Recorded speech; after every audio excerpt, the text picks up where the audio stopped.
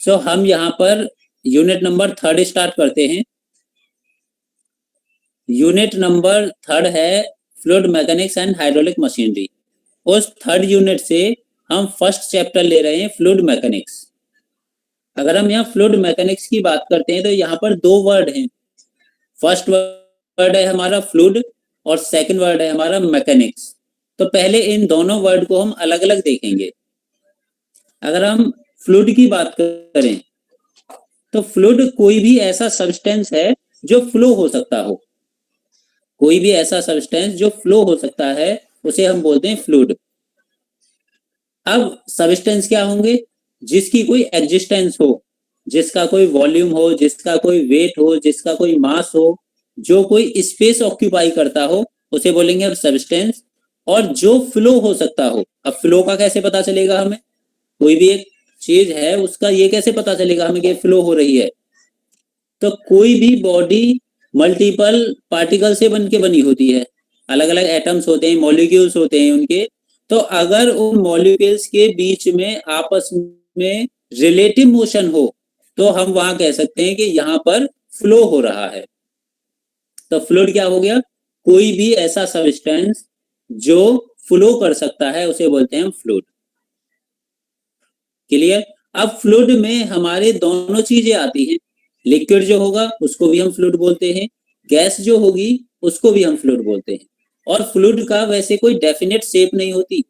जिस particular container में या जिस जगह पर हम उसे रखते हैं वो उसी की शेप ले लेता है। जैसे लिक्विड है, मैंने ग्लास में रखा हुआ है तो ग्लास के साइज में कन्वर्ट हो जाएगा वो। अगर उसी पानी को मैं किसी बड़े बर्तन में रख देता हूं तो उसका साइज बड़ा हो जाएगा। ऐसे ही गैस है, गैस जिस किसी में भी छोड़ दी जाती है उसी का पूरा कंटेनर को फिल कर लेती है। तो ये हमारा हो गया फ्लूइड। कोई भी सब्सटेंस जो फ्लो हो सकता है उसे हम फ्लूइड कहते हैं। और फ्लूइड में लिक्विड और गैस दोनों आती हैं। अब बात करते हैं हम मैकेनिक्स की। अगर हम मैकेनिक्स की बात करें, मैकेनिक्स है हमारा study of forces and effect of forces. कि किसी भी बॉडी के ऊपर जो फोर्सेस लगे होंगे उनकी स्टडी, और उन फोर्सेस की वजह से उस बॉडी पर क्या इफेक्ट पड़ता है, इनकी हम स्टडी करते हैं मैकेनिक्स के अंदर। अगर अब इन दोनों को हम कंबाइंड कर दें एक साथ, फ्लूइड और मैकेनिक्स को अगर एक साथ कंबाइंड कर दें तो ये बन जाता है फ्लूइड मैकेनिक्स। दोनों का कंबाइंड होकर क्या बना? फ्लूइड क्या था? फ्लूइड था कोई भी सब्सटेंस जो फ्लो हो रहा था। और मैकेनिक्स क्या था? मैकेनिक्स था कि किसी भी ऑब्जेक्ट के ऊपर फोर्स लगना और उस फोर्स की वजह से उसके ऊपर क्या इफेक्ट हो रहा है। तो फ्लूइड मैकेनिक्स हो गया कि किसी भी फ्लूइड पर एक्सटर्नल फोर्स की वजह से उसके बिहेवियर में क्या चेंजेस आते हैं, इसकी हम स्टडी करते हैं फ्लूइड मैकेनिक्स के अंदर। कि किसी भी फ्लूइड पर फोर्स लगा हुआ है और उस फोर्स की वजह से उस फ्लूइड के बिहेवियर में क्या चेंजेस हो रहे हैं, क्या इफेक्ट हो रहा है उस फोर्सेस का, चाहे वो रेस्ट में हो और चाहे वो मोशन में हो। फ्लूइड रेस्ट में होगा तो हम उसे कह देंगे स्टैटिक्स। फ्लूइड अगर मोशन में होगा तो हम उसे बोल देंगे डायनामिक्स। तो फ्लूइड मैकेनिक्स की definition, it is that branch of science which deals with the behavior of fluid at rest as well as in motion। हमें फर्स्ट चैप्टर में पढ़ना है प्रॉपर्टीज ऑफ फ्लूइड। तो प्रॉपर्टीज ऑफ फ्लूइड तो बहुत सारी होती हैं, बट उन बहुत सारी प्रॉपर्टी में से सिलेबस में कुछ डिफाइन की हुई है कि इन प्रॉपर्टीज को हमें पढ़ना है। तो प्रॉपर्टीज ऑफ फ्लूइड में सबसे पहली हमारी जो प्रॉपर्टी है वो प्रॉपर्टी है डेंसिटी और mass density. First property density और मास डेंसिटी। डेंसिटी आपने सभी ने सुना होगा पहले वर्ड। डेंसिटी जो बताता है, डेंसिटी ये डिफाइन करता है कि किसी पर्टिकुलर कंटेनर में कितना मास अवेलेबल है। किसी पर्टिकुलर ऑब्जेक्ट का किसी कंटेनर में क्या मास अवेलेबल है। कंटेनर का मतलब क्या हो गया? अगर हम लिक्विड और गैस के बारे में बात कर रहे हैं तो उसके वॉल्यूम की बात कर रहे हैं। कि पर unit volume availability of mass, वो हमारी होगी density. Density is defined as the ratio of mass of a fluid to its volume. It is denoted by rho. जब रो से डिनोट करते हैं, फॉर्मूला ड्राइव होके क्या आ जाएगा, मास पर यूनिट वॉल्यूम। हम यही तो डेंसिटी डिफाइन कर रहे हैं, मास डिवाइड बाय वॉल्यूम। और जो मास की यूनिट होती है वो होती है केजी, और जो वॉल्यूम की यूनिट होती है वो होती है मीटर क्यूब। सो डेंसिटी की यूनिट हो जाएगी metre, KG per metre cube. अब जो स्टैंडर्ड फ्लूइड होते हैं, स्टैंडर्ड फ्लूइड की डेंसिटी फिक्स होती है। जैसे अगर मैं वाटर की बात करूं तो वाटर की density 1000 KG per metre cube होती है, पर ये डेंसिटी हर समय अवेलेबल नहीं होगी। इसकी कुछ कंडीशंस होती हैं। ये जो हम वाटर की डेंसिटी लेते हैं, ये डेंसिटी हम लेते हैं 4 डिग्री सेल्सियस टेम्परेचर पर। Density of water is 1000 KG per metre cube at 4 degree Celsius. अगर 4 से ऊपर होगा या 4 से नीचे टेम्परेचर होगा तो उसकी डेंसिटी चेंज हो जाएगी।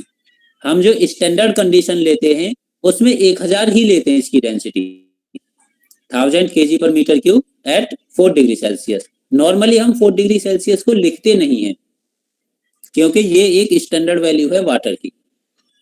डेंसिटी, इसी डेंसिटी को मास डेंसिटी भी कहते हैं क्योंकि यहाँ पर क्या इन्वॉल्व हो रहा है, हमारा मास। मास ऑफ द फ्लूइड हमारा यहाँ पर इन्वॉल्व हो रहा है, इसलिए हम इसे कहते हैं मास डेंसिटी। अब किसी भी फ्लूइड का डेंसिटी ज्यादा है, सपोज 2 फ्लूइड है मेरे पास, दोनों में से ए फ्लूइड और बी फ्लूइड। ए फ्लूइड की डेंसिटी बी के कंपैरिजन में ज्यादा है। इसका मतलब क्या हुआ कि ए का मास भी ज्यादा होगा सेम वॉल्यूम के रेस्पेक्ट में। मींस उसके जो पार्टिकल्स होंगे आपस में बहुत डेंस होंगे, क्लोजली लैप्स होंगे।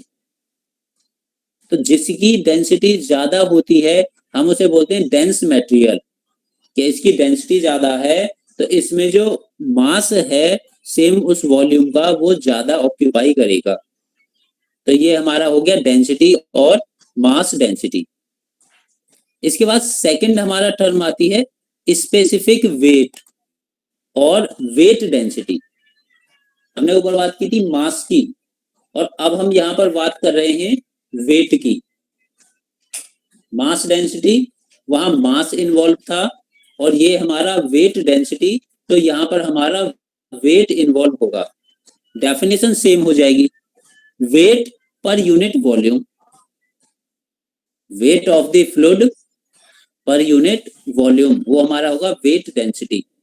और इसे हम डिनोट करते हैं स्मॉल w से। It is the ratio of the weight of a fluid to its volume. It is denoted by small w। अब यूनिट निकालने के लिए अगर मैं बात करता हूं वेट, वेट की जो यूनिट होती है वो होती है न्यूटन, और जो वॉल्यूम है वॉल्यूम की यूनिट वही होगी metre cube. So weight density की जो यूनिट आएगी वो आ जाएगी newton per metre cube. Formula capital W, यानी कि वेट अपॉन वॉल्यूम। और वेट को हम अगर ग्रेविटेशनल फोर्स काउंट कर रहे हैं, क्योंकि हर एक बॉडी को ग्रेविटी क्या करती है, अपनी ओर खींचती है, तो वहां पर ग्रेविटेशनल इफेक्ट लगा रहता है। तो वेट जो हम काउंट करते हैं m इंटू जी, इससे हमारा वेट काउंट होता है m into G upon V. और यहां से m अपॉन वी मास पर यूनिट वॉल्यूम, ये हमारा हो जाएगा डेंसिटी और मास डेंसिटी। वेट डेंसिटी क्या हो गया, मास डेंसिटी इंटू जी। तो W is equal to rho into g. उसके बाद नेक्स्ट डेफिनेशन हमारी आती है स्पेसिफिक वॉल्यूम। स्पेसिफिक वॉल्यूम क्या होता है, ये जो हमारा मास डेंसिटी हमने पढ़ी है, मास डेंसिटी का जो रेसिप्रोकल होगा उसे बोलते हैं स्पेसिफिक वॉल्यूम। कोई भी चीज कभी भी स्पेसिफिक में आ जाएगी, इसका मतलब होगा उसके मास से उसे डिवाइड कर दो। Specific gravity, specific volume, specific, कुछ भी स्पेसिफिक ऐड हो जाए, स्पेसिफिक प्रेशर, स्पेसिफिक टेम्परेचर, किसी भी चीज से पहले हमने स्पेसिफिक लगा दिया, इसका मतलब हो गया वो पर यूनिट मास हो गया। अब हम यहाँ बात करें स्पेसिफिक वॉल्यूम की। इसका मतलब हुआ volume per unit mass. Unit mass में कोई भी फ्लूइड कितना वॉल्यूम ऑक्यूपाई करता है। एक यूनिट मास में कोई भी फ्लूइड कितना वॉल्यूम ऑक्यूपाई करता है उसे हम बोलते हैं स्पेसिफिक वॉल्यूम। तो ये हो जाएगा V अपॉन M। और हमने स्टार्टिंग में एक डेफिनेशन पढ़ी थी मास डेंसिटी और डेंसिटी, वो था M अपॉन V। तो ये क्या हो गया, आपस में रिवर्स हो गए। M अपॉन V और V अपॉन M एक दूसरे के रेसिप्रोकल हो गए। तो स्पेसिफिक वॉल्यूम हमारा मास डेंसिटी का रेसिप्रोकल है। उसके बाद नेक्स्ट डेफिनेशन हमारी स्पेसिफिक ग्रेविटी। स्पेसिफिक ग्रेविटी या इसे हम बोलते हैं रिलेटिव ग्रेविटी। इसका दूसरा नाम भी है रिलेटिव डेंसिटी। हमने पहले पढ़ी थी मास डेंसिटी, उसके बाद वेट डेंसिटी, और ये तीसरी है हमारी रिलेटिव डेंसिटी, जो आपस में डेंसिटी का रिलेशन डेवलप करती है। उसी का दूसरा नाम एक होता है स्पेसिफिक ग्रेविटी। स्पेसिफिक ग्रेविटी और रिलेटिव डेंसिटी दोनों टर्म सेम होती हैं। तो यहाँ बात कर रहे हैं स्पेसिफिक डेंसिटी, ये किन्हीं भी दो फ्लूइड की डेंसिटी का कंपैरिजन करती है। मींस उन दोनों फ्लूइड की डेंसिटी के बीच में रिलेशन डेवलप करती है कि दोनों में क्या रिलेशन होगा। सो स्पेसिफिक ग्रेविटी का जो डेफिनेशन होगा, it is defined as the ratio of weight density और मास डेंसिटी। कोई भी डेंसिटी हो सकती है, यहाँ पर वेट के लिए ले रहे हैं वेट डेंसिटी, और अगर मास के लिए कंसीडर कर रहे हैं हम तो वो हो जाएगा मास डेंसिटी। वेट डेंसिटी और mass density of a fluid to the weight density और मास डेंसिटी और simply density of a standard fluid. यहाँ दो फ्लूइड का कंपैरिजन है, एक हमारा सिंपल फ्लूइड है और दूसरा हमारा स्टैंडर्ड फ्लूइड है। तो स्पेसिफिक ग्रेविटी दो डेंसिटी का रेशो होता है, जिसमें एक डेंसिटी कोई भी एक फ्लूइड हो सकता है, वो कोई भी फ्लूइड हो सकता है, और दूसरी डेंसिटी उस स्टैंडर्ड फ्लूइड की होगी। और अगर हम बात करते हैं स्टैंडर्ड फ्लूइड की, तो लिक्विड और गैस दो हमारे पास फ्लूइड होते हैं। लिक्विड के लिए जो स्टैंडर्ड फ्लूइड होता है उसे लेते हैं हम वाटर। जो लिक्विड के लिए स्टैंडर्ड फ्लूइड होगा वो होगा वाटर। तो डेफिनेशन क्या बन गई, ratio of density of any fluid to the density of water. Any fluid नहीं, any liquid to the density of water. और अगर हम गैस की बात कर रहे हैं तो गैस के लिए जो हमारा स्टैंडर्ड फ्लूइड होता है, गैस के लिए स्टैंडर्ड फ्लूइड हमारा होता है एयर। लिक्विड के लिए वाटर और गैस के लिए एयर, ये हमारे स्टैंडर्ड फ्लूइड होंगे। और इनकी हेल्प से हम किसी भी अदर फ्लूइड की डेंसिटी कैलकुलेट कर सकते हैं। अगर न्यूमेरिकल में हमें डेंसिटी नहीं दी किसी फ्लूइड की, उसकी रिलेटिव डेंसिटी दी हुई है, तो हम उस फ्लूइड की डेंसिटी कैलकुलेट कर सकते हैं उस फ्लूइड में स्टैंडर्ड फ्लूइड की डेंसिटी का मल्टीप्लाई करके। न्यूमेरिकल हम ट्राई करेंगे आगे, तो वहां हम देखेंगे कैसे इसकी जरूरत पड़ती है। न्यूमेरिकल में बहुत जरूरत होती है इसकी। स्पेसिफिक ग्रेविटी को हम एस से डिनोट करते हैं, और कहीं कहीं इसे एस जी से भी करते हैं, या सिंपली एस से करते हैं। अब स्पेसिफिक ग्रेविटी क्या है, दो डेंसिटी का रेशो है, एक किसी भी फ्लूइड की और एक स्टैंडर्ड फ्लूइड की। जब दो सेम क्वांटिटी का रेशो आता है तो वहां पर उसकी कोई डायमेंशन नहीं होती, तो ये एक डायमेंशनलेस क्वांटिटी है। इस क्वांटिटी की कोई भी डायमेंशन नहीं होगी। तो न्यूमेरिकल के पॉइंट ऑफ व्यू से अगर हम देखें, मैंने लिखा हुआ है not 1 litre is equal to 10⁻³ metre cube. कभी न्यूमेरिकल में क्या होता है कि जो न्यूमेरिकल दिया होता है उसमें डेटा दिया होता है, उसका वॉल्यूम कभी कभी लीटर में दे दिया होता है कि volume of the fluid is 10 litre. तो हमें किस में कन्वर्ट करना होगा उसे, मीटर क्यूब में। ऐसा यूनिट ले रहे हैं मीटर क्यूब में, और अलग अलग यूनिट लेते हैं, उस हिसाब से हम कन्वर्जन कर लेंगे, सेंटीमीटर क्यूब में करना है, किस में करना है। बट स्टैंडर्ड हमें याद रखना है 1 litre is equal to 10⁻³ metre cube. ये हमारी एक स्टैंडर्ड वैल्यू है जिसे हमें याद रखना है कन्वर्जन के लिए। और वाटर की डेंसिटी अगर कहीं यूज करनी है उसे हम यूज करेंगे 1000 kg/m³। नेक्स्ट डेफिनेशन हमारी नेक्स्ट टर्म है विस्कोसिटी। अगर हम विस्कोसिटी को समझें तो एक तरह से हम ये माने कि जो हमारे पास सॉलिड होता है, सॉलिड के जब दो पार्टिकल आपस में मूव करते हैं तो उनके बीच में फ्रिक्शन जनरेट होता है। कोई भी सॉलिड है उसके दो पार्टिकल आपस में रिलेटिव मोशन कर रहे हैं तो उनके बीच में फ्रिक्शन जनरेट होता है, और जो उस मोशन को रजिस्ट करता है, उस मोशन का अपोज करता है, वही हमारा लिक्विड में है।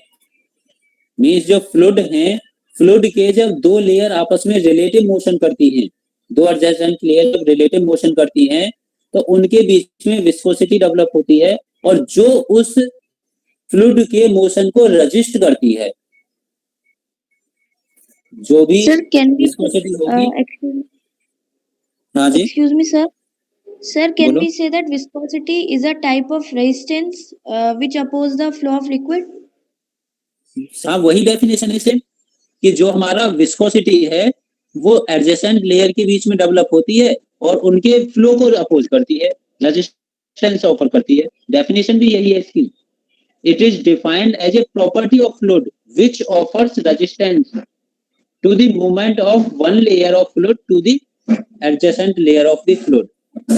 और जब फ्लूइड हमारा फ्लो होता है, कभी भी आपने देखा होगा जो लेयर सबसे बॉटम पर होती है उस लेयर की वेलोसिटी अप्रोक्सीमेट 0 होती है, और जो फ्लूइड की टॉप लेयर होती है हमारी उसकी वेलोसिटी हमेशा मैक्सिमम होती है। तो जो फ्लूइड लेयर्स हैं उनके बीच में रिलेटिव वेलोसिटी डेवलप होती है और उसकी वेलोसिटी प्रोफाइल भी चेंज होती रहती है। बॉटम पर वेलोसिटी 0, जैसे जैसे हम टॉप पर जाएंगे उसकी वेलोसिटी मैक्सिमम हो जाएगी। यहां पर नीचे एक डायग्राम बनाया हुआ है जिसमें वेलोसिटी प्रोफाइल शो हो रही है कि वेलोसिटी कैसे कैसे चेंज होती है। जो हमने टर्म पढ़ी है विस्कोसिटी, विस्कोसिटी क्या है, दो एडजेसेंट लेयर के बीच में रेजिस्टेंस ऑफर करती है जो फ्लो को रजिस्ट करते हैं। अब विस्कोसिटी को दो टाइप से क्लासिफाई किया गया है, एक है हमारी डायनेमिक विस्कोसिटी और एक है हमारी काइनेटिक विस्कोसिटी। तो पहले हम यहाँ डिस्कस करते हैं डायनेमिक विस्कोसिटी। साइड में एक आपको डायग्राम दिख रहा है, इस डायग्राम में किसी भी फ्लूइड की, फ्लोइंग फ्लूइड की वेलोसिटी प्रोफाइल बनाई हुई है। इस सबसे जो हमारी वर्टिकल डायरेक्शन है, वर्टिकल डायरेक्शन शो करती है हमारी डिस्टेंस को, कितनी डेप्थ है उसकी, और जो हमारी हॉरिजॉन्टल डायरेक्शन है, हॉरिजॉन्टल डायरेक्शन हमारी वेलोसिटी को शो करती है कि फ्लूइड की वेलोसिटी कितनी है।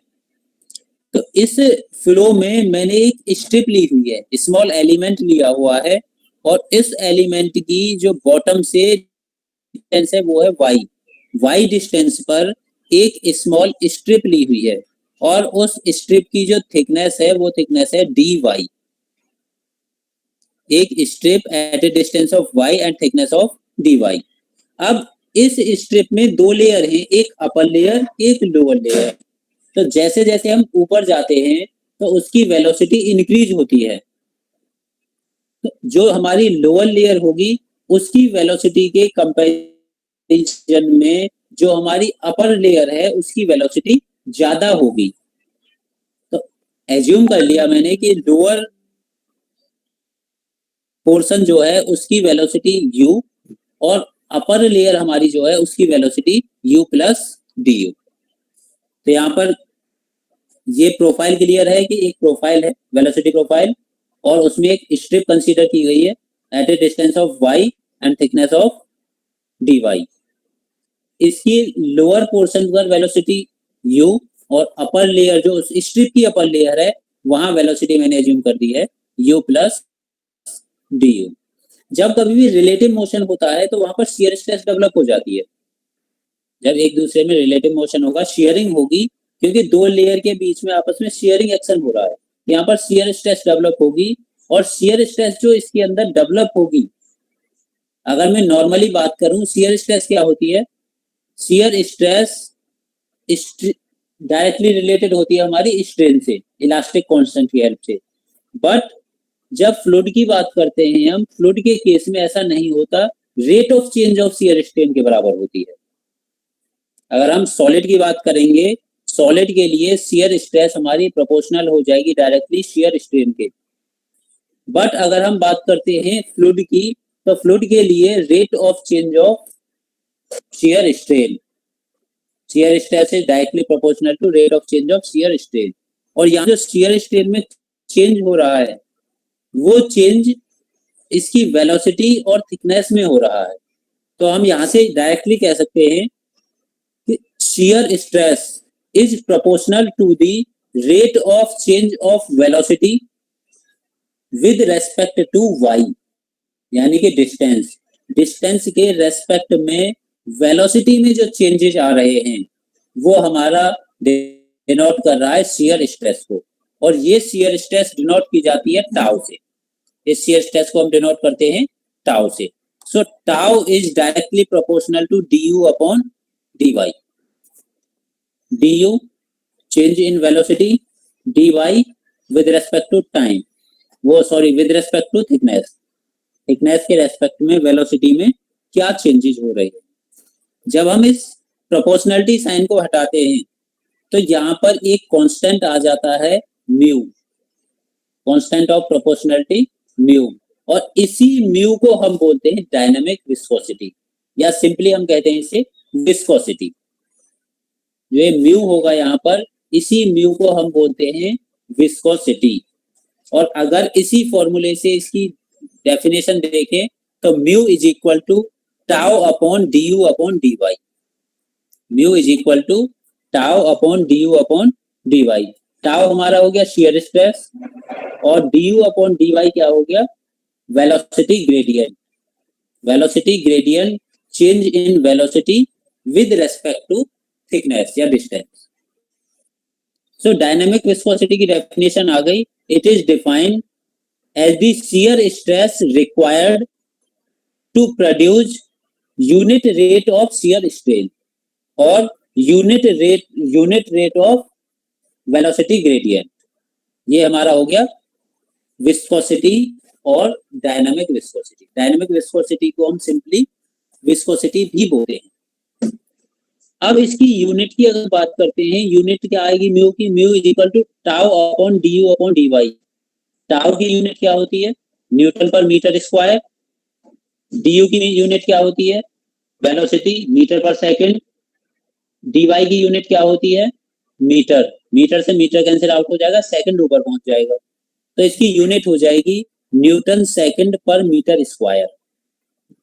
ये SI यूनिट है। और CGS यूनिट बनाएंगे तो CGS यूनिट में डाइन यूज होता है न्यूटन की जगह, तो CGS में ये आ जाता है पॉइज।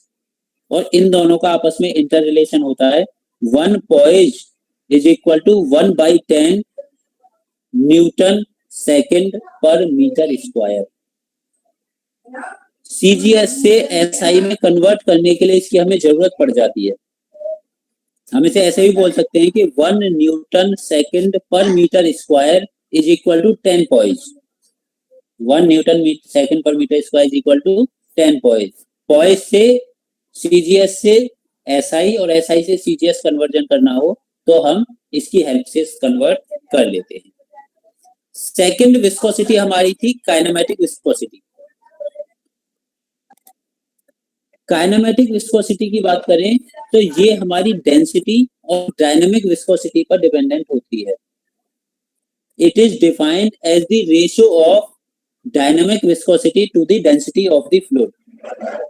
डायनामिक विस्कोसिटी और डेंसिटी का जो रेशियो होगा उसे हम बोलेंगे काइनेमेटिक विस्कोसिटी, और इसे डिनोट करते हैं हम न्यू से, न्यू।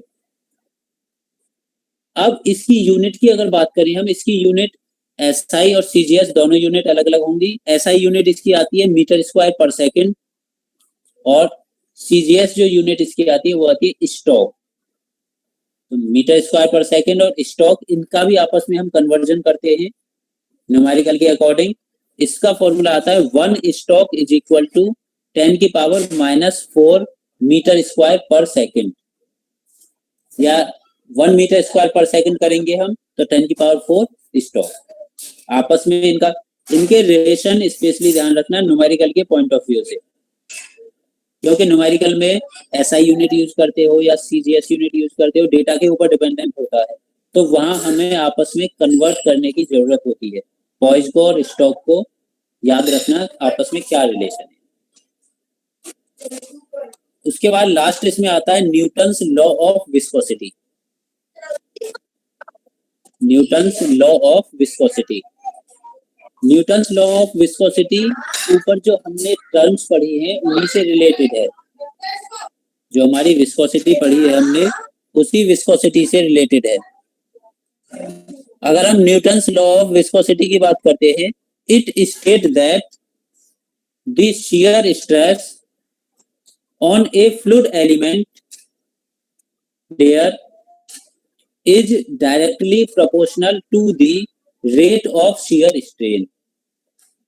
वही जो हमने ऊपर पढ़ा है कि जो फ्लूइड फ्लो होता है उसमें एडजेसेंट लेयर के बीच में एक स्ट्रिप ली, किसी भी एलिमेंट्री स्ट्रिप के लिए, किसी एलिमेंट्री लेयर के लिए जो हमारी शियर स्ट्रेस डेवलप होगी वो डायरेक्टली प्रोपोर्शनल किसके होगी?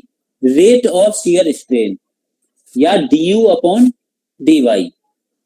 और जो प्रोपोर्शनलिटी कांस्टेंट आता है, the constant of proportionality is called the coefficient of viscosity mu.